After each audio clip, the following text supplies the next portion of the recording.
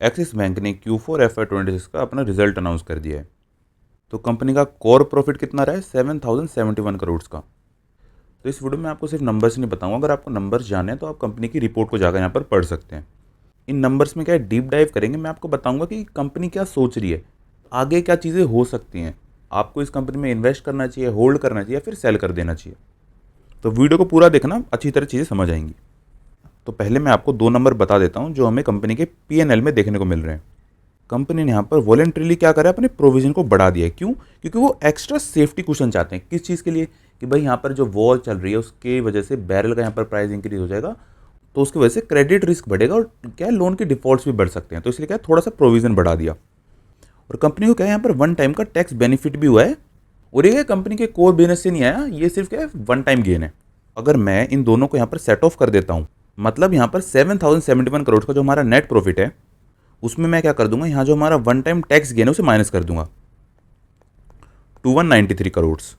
और क्या प्लस कर दूंगा, प्रोविजन, क्योंकि ये क्या है, ये एक्स्ट्रा कुशन है। तो कंपनी का यहाँ पर जो रियल प्रॉफिट होना चाहिए था वो कितना होना चाहिए था, 6879 करोड़ का। और वो क्या है, 7% डाउन है अपने लास्ट ईयर से। Good evening everyone, I am Krishna Kumar, an MBA professional with ACC and CFA credentials. On this channel, we simplify finance, investing, and businesses to help you take better decisions in your financial journey. Make sure you like and subscribe. अब मैं आपको यहाँ पर 5 चीज़ें बता देता हूँ quickly. Profit यहाँ पर कंपनी का अच्छा लग रहा है, पर क्या है, वो फेल कर रहा है 7% अपने लास्ट ईयर से। लोन पोर्टफोलियो जो कंपनी का है वो यहाँ पर ग्रो कर रहा है, पर वो क्या है, इवनली ग्रो नहीं कर रहा है, क्योंकि उसमें कई सारे सेक्टर होते हैं, जैसे micro finance, corporate loans, retail loans. कुछ डिविजन्स यहाँ पर ज़्यादा ग्रो कर रहे हैं, कुछ कम ग्रो कर रहे हैं, उसे भी देखेंगे इस वीडियो में।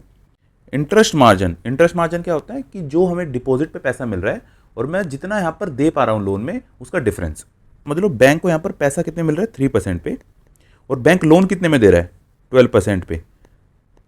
तो इंटरेस्ट मार्जिन कितना हो गया, 9%। वैसे इतना ज़्यादा होता नहीं है। क्यों? क्योंकि कंपनी को क्या है, ऑपरेशनल चार्जेस देने पड़ते हैं, कुछ कैपिटल असाइड रखना पड़ता है। ये सिर्फ एक एग्जाम्पल है। तो कंपनी का कुछ हिडन बिजनेसेस हैं, तो अगर कंपनी फ्यूचर में उसको यहाँ पर लिस्ट करती है स्टॉक एक्सचेंज पे, कंपनी क्या है, यहाँ पर वैल्यू अनलॉकिंग हो जाएगी। और आपने सुना होगा जो एक्सिस बैंक है वो क्या कर रही है, 20,000 करोड़ की यहाँ पर इक्विटी इशू कर रही है। और ये मैं आपको बताया कि जो कंपनी है ना, वो एक सेगमेंट में ज़्यादा ग्रो कर रही है, कुछ में कम। कॉर्पोरेट लैंडिंग जो है कंपनी ने यहाँ पर 38% से ईयर ऑन ईयर इंक्रीज कर दिया है। रिटेल को जो लोन देती है कंपनी, वो सिर्फ 8% ईयर ऑन ईयर इंक्रीज हुआ है। इसका क्या रीज़न है?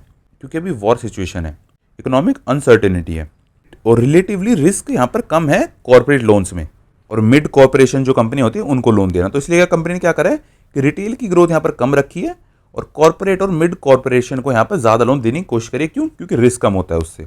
पर इसमें दिक्कत क्या आती है कि रिटेल को क्या है, आप ज़्यादा इंटरेस्ट पे यहाँ पर दे सकते हो लोन। कंपनी का यहाँ पर जो इंटरेस्ट मार्जिन है वो रेगुलरली गिर रहा है। तो RBI क्या है, यहाँ पर कुछ रेट्स बताती है। अगर RBI ने अपना रेट कट करा, इसका मतलब क्या है कि बैंक जो यहाँ पर लोन पे इंटरेस्ट चार्ज कर रहा था वो भी कम होगा। वहीं अगर RBI ने रेट बढ़ा दिया, तो अगर बैंक यहाँ पे जो आपसे इंटरेस्ट चार्ज कर रहा है वो भी इंक्रीज हो जाएगा। इंटरेस्ट मार्जिन पे इसका क्या फ़र्क पड़ता है?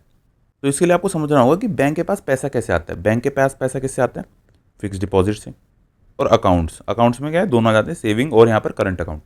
तो आप एक एग्जाम्पल ले लो कि आपने क्या है, फिक्स डिपॉजिट कराया यहाँ पर 6% पे, तो बैंक को तो आपको 6% देना है, तो ये क्या होगी, बैंक की कॉस्ट हो गई। और बैंक ने यहाँ पर क्या करा कि दूसरे आदमी को यहाँ पर लोन दे दिया आपके फिक्स डिपॉजिट से पैसा निकाल के 12% पे। तो बैंक का इंटरेस्ट मार्जिन कितना होगा, 6% का, कि बैंक है 6% कमा रहा है इससे। पर RBI ने क्या करा कि यहाँ पर रेट कट्स कर दिया, तो बैंक को यहाँ पर 12 की जगह कितना देना पड़ा, 11% पे। तो आप देखो कि बैंक की कॉस्ट तो उतनी लग रही है, पर जो वो इंटरेस्ट चार्ज कर पा रहा था लोन पे वो क्या कम हो चुका है। तो अब नेट इंटरेस्ट मार्जिन कितना हो गया, 5%। तो ये 6% और 5% में डिफरेंस तो 1% का है, पर ये बहुत बड़ा बन जाता है। समझ लो अगर आपकी यहाँ पर लोन अगर आप 1000 करोड़ का दे रहे हो, 2000 करोड़, 1 लाख करोड़, तो इसमें क्या है, 1% भी यहाँ पर 100,000 करोड़ का डिफरेंस ले आता है। यहाँ पर आप देखो कि नेट इंटरेस्ट मार्जिन जो है वो 35 बेसिस पॉइंट डाउन है लास्ट ईयर से। और बेसिस पॉइंट क्या होता है, 0.01%। 35 बेसिस पॉइंट कितना हो गया, 0.35%। तो कंपनी का यहाँ पर नेट इंटरेस्ट मार्जिन कितना है, सिर्फ और सिर्फ 3.62%। और मैनेजमेंट टारगेट क्या कर रही है यहाँ पर, 3.8% का। तो कितने का डिफरेंस है यहाँ पर, 0.18%। तो मैनेजमेंट ने यहाँ पर टारगेट क्या दिया है कि 4 से 6 क्वार्टर में यहाँ पर मैनेजमेंट क्या अपने टारगेट को अचीव कर लेगी। ये देखो, मैंने आपको बताया कि एक्सिस बैंक है 4 अदर बिजनेस को ग्रो करता है, जो कि यहाँ पर एक्सिस बैंक के प्रॉफिट में 2051 करोड़ कॉन्ट्रीब्यूट करते हैं। और अगर ये फ्यूचर में यहाँ पर लिस्ट होते हैं ना, यहाँ पर आपकी वैल्यू अनलॉकिंग हो जाएगी। कैसे? आपने देखा होगा कि आईटीसी से आईटीसी होटल अलग हो गया, तो उससे क्या हुआ, आपको उसका एक और शेयर मिल गया। वैसे जोमेटो से अगर कल को ब्लिंकिट अलग होता है तो आपको जोमेटो का शेयर भी मिलेगा और ब्लिंकिट का भी। तो एक्सिस बैंक यहाँ पर 4 डिवीजन है, axis finance, axis AMC, axis capital और एक्सिस सिक्योरिटी। एक्सिस फाइनेंस क्या करता है, तो इसको आप एक एनबीएफसी समझ लो कि जो कि क्या है, बजाज फाइनेंस जैसे काम करती है। उसने कितना कंट्रीब्यूट करा है यहाँ पर, 806 करोड़ का, और उसके प्रॉफिट में कितना इंक्रीज हुआ है, 19% का year on year. Axis AMC ये म्यूचुअल फंड को मैनेज करती है और इनका भी प्रॉफिट क्या है, 19% ईयर ऑन ईयर इंक्रीज हुआ है, और प्रॉफिट कितना जनरेट करा है, 596 करोड़ का। एक्सिस कैपिटल क्या है, ये इन्वेस्टमेंट बैंकिंग की चीज़ें करते हैं, जैसे आईपीओ की डील्स हो गई, यहाँ पर एमएनए ट्रांजैक्शन होगी, मर्जर एंड एक्विजिशन, तो इनका प्रॉफिट कितना रहा है, 259 करोड़ का। एक्सिस सिक्योरिटीज़, तो एक्सिस सिक्योरिटी क्या है, ये स्टॉक ब्रोकिंग सर्विसेज प्रोवाइड करते हैं, और इनका प्रॉफिट कितना रहा है यहाँ पर, 366 करोड़ का। कंपनी ने यहाँ पर जो 2001 करोड़ का यहाँ पर वॉलंटरी सेफ्टी प्रोविजन यहाँ पर करा है, उसकी वजह से क्या है, मार्केट क्या है, 2 डिवीजन में बढ़ चुकी है। तो ऑप्टिमिस्टिक को आप यहाँ पे पॉजिटिव समझ सकते हैं, और जो दूसरे हैं उसे आप यहाँ पे थोड़ा सा नेगेटिव समझ सकते हैं। नेगेटिव क्या है यहाँ पर, कि कंपनी का ऑपरेटिंग प्रॉफिट क्या है, 7% ईयर ऑन ईयर डिक्रीज हो चुका है। तो ये लोग क्या कह रहे हैं कि प्रोविजन क्या है, कन्वीनियंटली यहाँ पर यूज़ किया गया है। किस चीज़ के लिए, कि भाई अभी आप प्रोविजन ज़्यादा दिखा दो कि भाई हमें इतना ज़्यादा लॉस होने वाला है, तो इसलिए हम प्रोविजन बना रहे हैं। अगर कल को आपका जो नेट प्रॉफिट इतना ज़्यादा नहीं बढ़ता तो आप क्या कर दोगे, उसको रिवर्स कर दोगे कि भाई मैंने तो प्रोविजन ज़्यादा बना लिया था, इतना तो रिस्क ही नहीं था मेरे पास, तो उससे क्या आपका प्रॉफिट बढ़ जाएगा। तो इसको मैं क्या है, एक एग्जाम्पल के थ्रू आपको बताता हूँ। समझ लो किसी कंपनी का यहाँ पर FY25 में रेवेन्यू था 1000, प्रोविजन था 100, और नेट प्रॉफिट कितना था, 900 का। अब FY26 का समझो कि कंपनी क्या ग्रो नहीं करी, 1000 ही रहा यहाँ पर रेवेन्यू, प्रोविजनिंग भी सेम करी यहाँ पर 10% की उन्होंने, पर उन्होंने ये कह दिया कि जो हमने 100 प्रोविजन करा था ना पहले, वही वो ज़्यादा कर दिया था, अब उसमें से हमारा बच रहा है तो हम यहाँ प्लस करेंगे, तो कितना हो जाएगा, +50। तो अब कितना आ जाएगा, 950। आप देखो बिना कुछ करे यहाँ पर 50 का इंक्रीज हो चुका है। ऑप्टिमिस्टिक पॉजिटिव लोग क्या कह रहे हैं कि भाई अच्छी चीज़ कर दी, क्यों, क्योंकि ऑयल क्या है यहाँ पे बढ़ सकता है और ज़्यादा, क्यों, क्योंकि वॉर की सिचुएशन हुई पड़ी है, तो रुपी क्या है कॉन्स्टेंटली प्रेशर में यूएस से, तो उसकी वजह से क्या है यहाँ पर क्रेडिट रिस्क बढ़ सकता है। बैड लोन्स यहाँ पर मल्टी ईयर लो पे, कंपनी के इतना ज़्यादा रिस्क नहीं है, पर कंपनी क्या है अच्छी है, क्यों, क्योंकि वो क्या है पहले ही सेफ्टी प्रोविजन लेके चल रही है। Coverage ratio one of the highest है प्राइवेट बैंक्स में। तो अब बात कर लेते हैं 3 केसेस की, जो कि है बुल केस, बेस केस और बियर केस। इसमें क्या होता है, जो नेट इंटरेस्ट मार्जिन है वो रिकवर हो जाता है 3.8% पे, लोन बुक भी कंपनी ग्रो होती है अराउंड 18% की, तो कंपनी का एस्टिमेटेड प्राइस कितना आ सकता है, 1485 का। बेस केस क्या है कि एनआईएम क्या है इतनी जल्दी नहीं बढ़ता, धीरे धीरे बढ़ता है, और क्या लोन ग्रोथ स्टेबल रहती है। तो डिल्यूशन की क्या बात हो रही है यहाँ पर, जो 20,000 करोड़ के शेयर इशू कर रही है ना एक्सिस बैंक, उसकी बात हो रही है। बियर केस क्या है कि एनआईएम क्या स्टक रह जाता है, कि जो अभी है वही रह जाता है। डिल्यूशन में यहाँ पर आरओई को हर्ट होता है, प्रोविजन जो कंपनी कर रही है वो बिल्कुल सही था।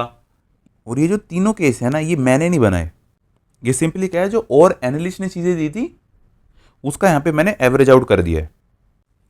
तो फाइनल वर्डिक्ट का निकल कर आता है, भाई एसेट क्वालिटी कंपनी की टॉप नॉच है। एक्सिस बैंक क्या है, one of the leading private bank है इंडिया में, कंपनी के हिडन बिजनेस हैं, अगर वो आगे फ्यूचर में लिस्ट होते हैं तो वैल्यू अनलॉकिंग हो सकती है और आपको उससे भी फायदा मिल सकता है। इंटरेस्ट मार्जिन यहाँ पर कंपनी के स्क्वीज हुए हैं, पर वो क्या है साइक्लिकल चीज़ है और वो कंपनी रिकवर कर सकती है। डिल्यूशन इंपैक्ट आएगा, पर वो क्या है एंटायरली यहाँ पर उसको मिटिगेट कर सकती है अगर जो कैपिटल आ रहा है उसको अच्छी तरह यूज़ करे। और Q1 FY27 में क्या होगा, कंपनी जो यहाँ पर प्रोविजन बनाया है ना पहले भी, तो अब इतना ज़्यादा प्रोविजन नहीं बनाएगी सेफ्टी का। फिलहाल दिक्कत की बात क्या है कि कंपनी की यहाँ पर अर्निंग क्या है 7% डिक्रीज हो चुकी है अगर आप ईयर ऑन ईयर कंपेयर करें। तो मैं अपनी हर वीडियो में बोलता हूँ कि आपको किसी स्टॉक में इन्वेस्ट करने से पूछना चाहिए वाई, कि मैं एक्सिस बैंक में क्यों इन्वेस्ट करूँ, भाई मेरे पास HDFC बैंक का भी ऑप्शन है, मेरे पास SBI बैंक का भी ऑप्शन है, वाई एक्सिस बैंक। अगर आपको वाई का आंसर मिल जाता है तो आप इस स्टॉक में इन्वेस्ट कर लो, नहीं तो मार्केट में और भी स्टॉक्स हैं, आप उसे और एनालाइज करो और उसका अगर आपको वाई मिल जाता है तो वहाँ इन्वेस्ट करो। At last I would like to say that we are not a SEBI registered adviser, please do your own due diligence before investing in stocks.